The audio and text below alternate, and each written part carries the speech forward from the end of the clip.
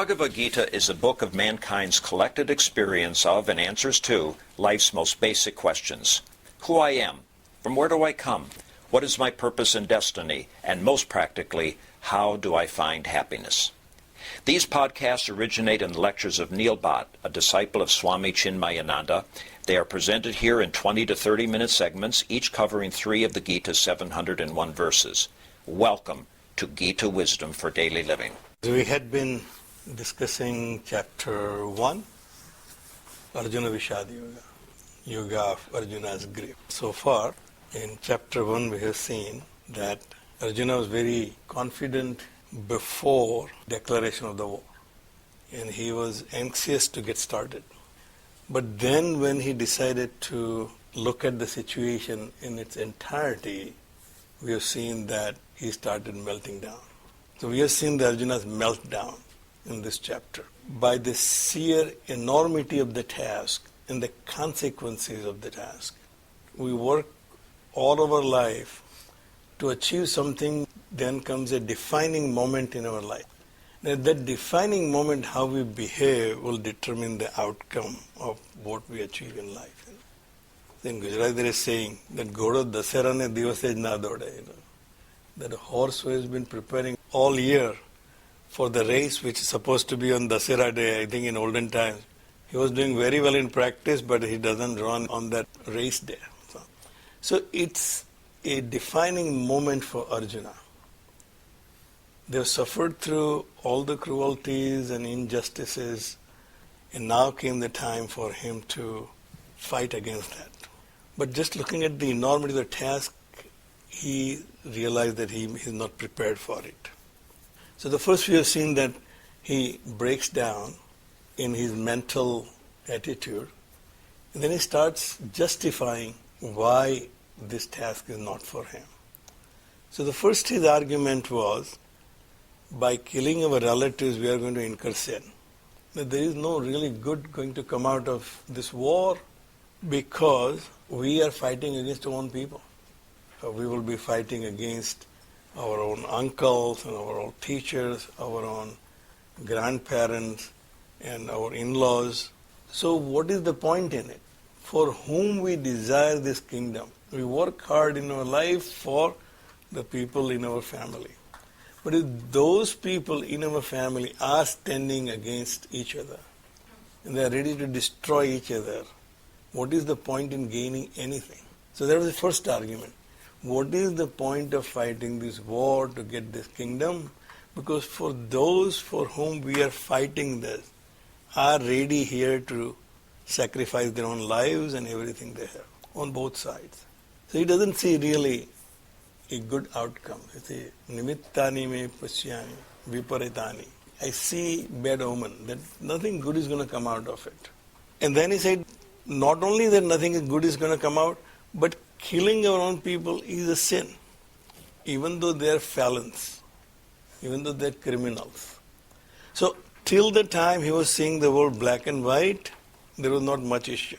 He saw Kauravas as real people, and on his side the good people. There was not really much problem. He wanted to go eliminate all the evil in this world. But when he saw the evil is not pure evil and good is not pure good, this is what we face in life. Situations we encounter are not black and white. They are not cleanly divided between good and bad.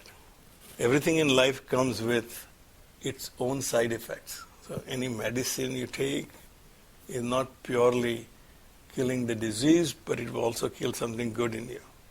So the decision to take is whether the side effects are more important or curing the disease is more important. You take chemotherapy, obviously there are side effects, but you have to persevere the side effects to kill the disease. So Arjuna is missing that point here. So he is trying to make his argument why this war should not be fought and let those criminals continue doing their criminal acts because they are our relatives. That was his first false argument. If there are other people, not my relatives, I will have no problem getting rid of them. But because they are my relatives, I think it's a sin. Even that argument did not make much impression on Krishna, He was looking for Krishna's validation that his argument is correct, we shouldn't be fighting this war. But he comes to the point that he had already made up his mind. So in verse 37 we have seen that he said, Tasmat, therefore we shall not fight this war. He's already made up his mind. Previously he made an argument saying, I can't stand, I think I'm seeing bad omens, but now he said, I have made up my mind, I do not want to fight this war, and we should not fight. Not only I should not fight, we should not fight this war. Because there's nothing good is going to come out of it. Killing our people is sin. That argument did not make any impression on Krishna, so he continued in his argument saying, Kulakshaye pranasyanti kuladharmaha sanatanaha. By killing these people, we will be killing the family units. By fighting this war, we will be killing the head of the family in each family. And once that head of the family is destroyed, the family will be destroyed. These people on the other side, they are not realizing this, that this is the greatest sin to destroy families. But at least we are wise enough to realize the value of family unit. And therefore we should not be committing this sin. So what we are seeing here is the social structure at the time. So family was the unit of the society at the time, and the family was not as we see family now. Always a joint family coming from generation to generation living together and passing on their values from one generation to another. There's always an older generation available to give guidance to the next generation and to enforce the values and the discipline on the second generation.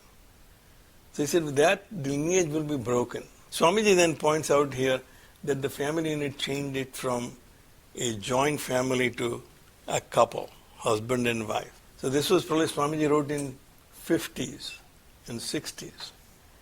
In our time now, and that's not a family anymore, or that's not the unit of the society anymore. The unit of the society now is an individual. Therefore, individual rights, what we are more concerned about in our modern time. Previously we have seen a couple's rights were more important. And even today we are fighting about who is considered a couple and who gets the inheritance. But in those days, in Arjuna's time, the family unit was most important.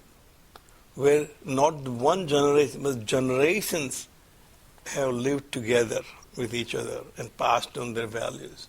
You see, when you destroy that lineage of people living together in a family, then there will be disaster in the society because you're destroying the unit of the society. And whoever is the cause for the destruction will be the greatest sinner. We know the other people are doing that, but they're ignorant people. We are not ignorant people. Therefore, we shall not engage in the same sinful act.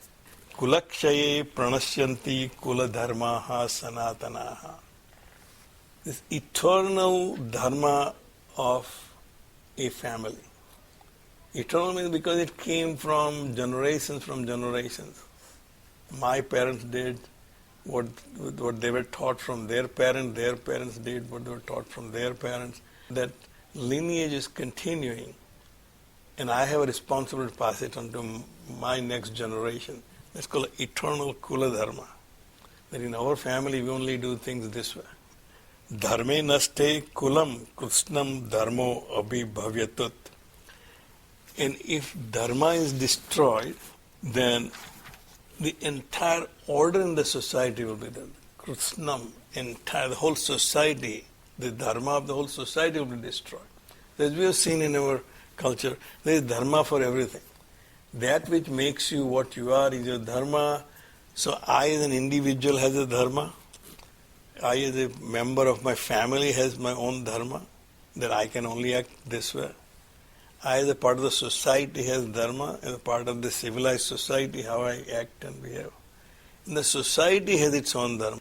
So all these dharmas which are dependent on an individual, and in this case individual family, Arjuna says they will be all destroyed. The whole society will be in disarray because there is no order. There is no order in the family, therefore there will not be order in the community, and there is no order in the community, there is no order in the society.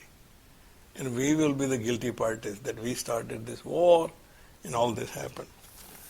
So, adharma bhi bhavat krishna pradyushyanti kulastriyaha.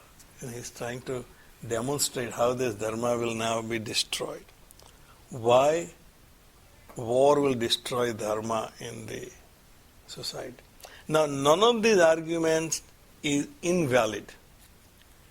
The arguments he is making are all valid arguments because we have seen after wars this does happen.